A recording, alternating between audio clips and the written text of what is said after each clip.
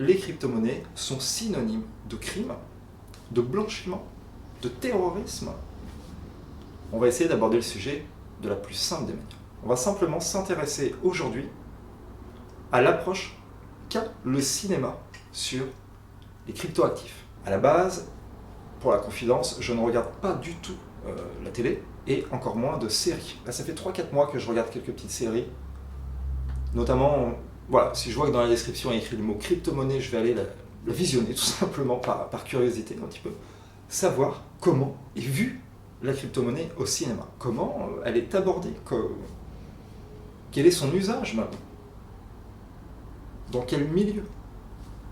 Donc, j'ai compilé 3 séries. En règle générale, dans les séries que je vais vous proposer, les crypto-monnaies sont abordées très brièvement. Une série de 4 saisons contenant 10 épisodes. La crypto-monnaie est abordée 20 secondes au total. Mais ces 20 secondes sont un désastre de communication. Elles sont toujours associées au crime, au blanchiment, à la dissimulation de faits incroyables, etc. On va commencer par une série que vous connaissez tous, à savoir La Casa de Papel. Une série qui a connu un franc succès. Il y a un moment où le professeur et Rio ont eu recours donc au dark web afin de se fournir en armes. Par conséquent, ont réglé en crypto-monnaie. Voilà, fin de l'histoire dans toute la série. Le seul passage où on parle de crypto, c'est ça. Bon, on passe. On va s'intéresser à une série beaucoup moins connue, je pense, Ozark. Un conseiller bancaire, une quarantaine d'années, installé avec sa famille, tout va super bien, finit par blanchir de l'argent pour une mafia en fait. Ce qui est bien dommage, ce père blanchit de l'argent simplement en ouvrant des sociétés, etc. Son fils, donc un jeune adolescent, s'inspirant de son père lui apprend à blanchir de l'argent, il n'y a rien de plus normal dans la vie. Son fils, de sa propre initiative, va se mettre à blanchir de l'argent. Mais contrairement à son père, qui lui blanchit de l'argent, blanchit de l'espèce, en soi, qu'il réintroduit dans le système bancaire, son fils, lui, va blanchir des fonds par le biais de la crypto-monnaie. Ensuite, et là c'est plus intéressant, c'est une série qui s'appelle Startup.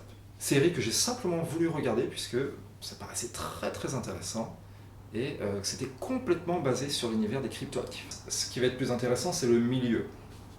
En fait, c'est une jeune femme issue de quartiers très modestes d'Amérique latine qui essaie simplement de développer une crypto-monnaie nommée Gencoin, parce qu'elle a des compétences en codage informatique, etc. Donc elle développe sa crypto-monnaie. Pour faire connaître son projet, pour le développer, elle fait appel donc à des investisseurs tout simplement, afin de faire une levée de fonds et de mettre en route un processus plus intéressant. Sauf qu'il y a toujours un problème dans l'approche qu'ont le cinéma des crypto-monnaies.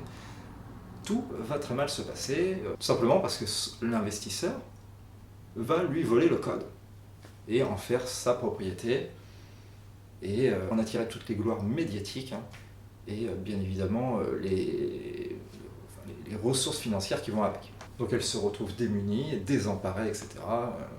Vous imaginez la pauvre personne au final qui vit dans un quartier modeste, qui a trouvé quelque chose de fantastique et qui au final se fait avoir de la sorte. Mais ce qu'il faut surtout retenir ici, c'est qu'à nouveau, la crypto-monnaie est utilisée dans un milieu pas franchement intéressant et toujours mêlé à des histoires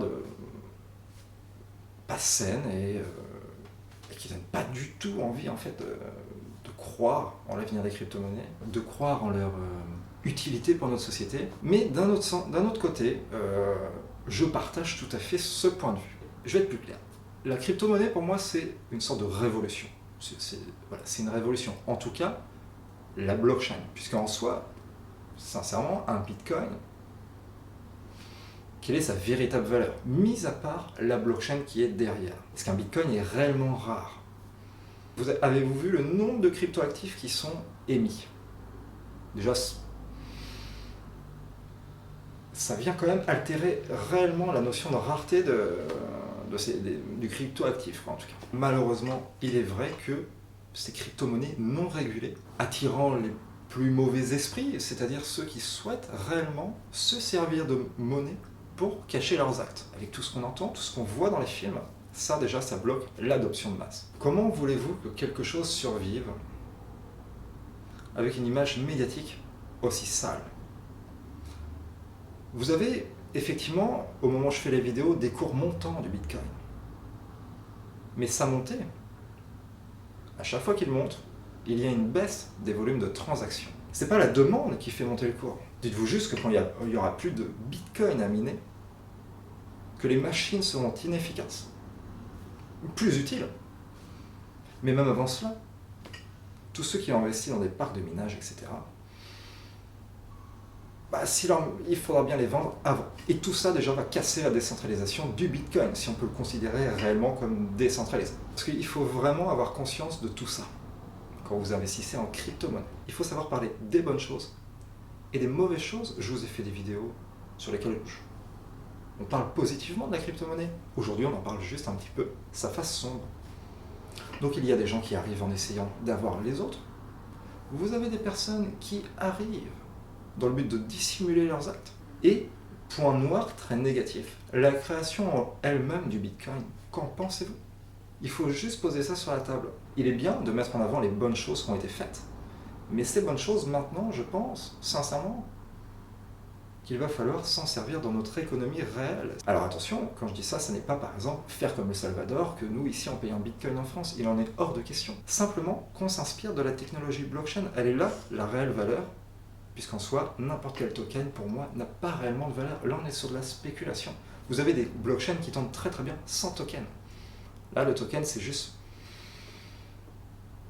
ça ne tiendra pas. Ça ne tiendra pas.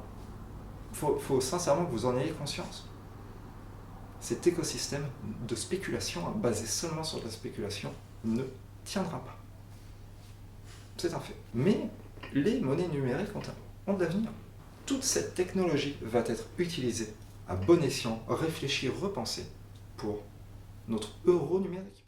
Satoshi Nakamoto a en sa possession 1 million environ de bitcoins sur une offre totale actuelle de 21 millions. Enfin, à terme, en 2140. Actuellement, il y a à peu près 18 millions de bitcoins en circulation. Vous en avez qui sont perdus, etc. Posez-vous la simple question, si demain, cette personne arrive et vend l'intégralité de ses bitcoins. Là, j'imagine que je peux peut-être en frustrer certains, mais je pars du principe simple. Pourquoi cette personne a voulu rester absolument anonyme alors qu'elle a créé une révolution? Elle a créé quelque chose de très inspirant pour l'avenir et de très très constructif. Très bien. Alors oui, vous allez me dire, c'est peut-être sa personnalité, cette personne n'a pas envie de se montrer ou autre. Ok. Ce qui est possible. Parce que si demain, cette personne vend l'intégralité de ses bitcoins, le bitcoin, il tombe à zéro, hein, tout simplement, ça il faut le savoir. Je suis persuadé que ça finira comme ça, parce qu'imaginez, là sur Twitter, c'est vrai que j'adore Twitter, je vous invite d'ailleurs à me rejoindre, je vois beaucoup de personnes penser au bitcoin à 500 000 $, à je sais pas combien.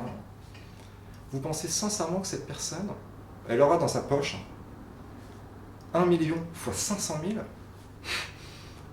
Elle se dira non mais j'y touche pas. Je pense sincèrement qu'il est risqué de croire qu'il n'en fera rien.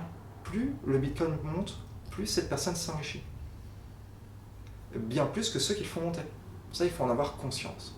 Il y a une façon qui est réelle, il ne faut pas fermer les yeux sur ça. Il faut vraiment investir des sommes que vous êtes prêts à perdre, vous protéger. Ça ressemble un petit peu à un système pyramidal, etc. Mais voilà, on va stopper là.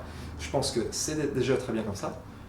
J'espère que vous avez apprécié cette vidéo. C'est vrai que je vous ai envoyé plein de sujets dans tous les sens. Et la semaine prochaine, je vous présenterai donc le 13 septembre. Je vous parlerai simplement de pourquoi cette chaîne. Pourquoi je fais des vidéos pour vous, histoire de montrer quelle est la ligne directrice réelle de cette chaîne et pourquoi elle est faite. Et ensuite, le 18 septembre, nous aborderons donc l'euro numérique. Nous allons parler de l'euro numérique, qui est l'avenir de toute façon. Et ensuite, dans les semaines qui viennent, je vous montrerai des robots de trading, etc. Il y aura toujours, je vais toujours vous proposer de l'aide au trading, etc. Mais là, un sujet qui, voilà, dans des phases de court montant, je pense que pour avertir un peu les gens des réels risques, les vidéos de ce type, un petit peu négatives, peut-être même mettre des gens à dos, je ne sais pas, elles sont essentielles. Ça fait partie des choses que tout le monde doit savoir avant de rentrer dans la crypto-monnaie. Je vous laisse me donner votre avis dans les commentaires. Voilà, c'est le but de cette chaîne, c'est également de faire office de débat, de lieux de rencontre, de forums, un petit peu parlons crypto. J'espère que vous avez apprécié cette petite vidéo. Si vous pensez qu'elle peut aider, intéresser d'autres personnes, je vous invite simplement à la partager. Abonnez-vous pour voir la suite et je vous dis à la fois prochaine. Salut.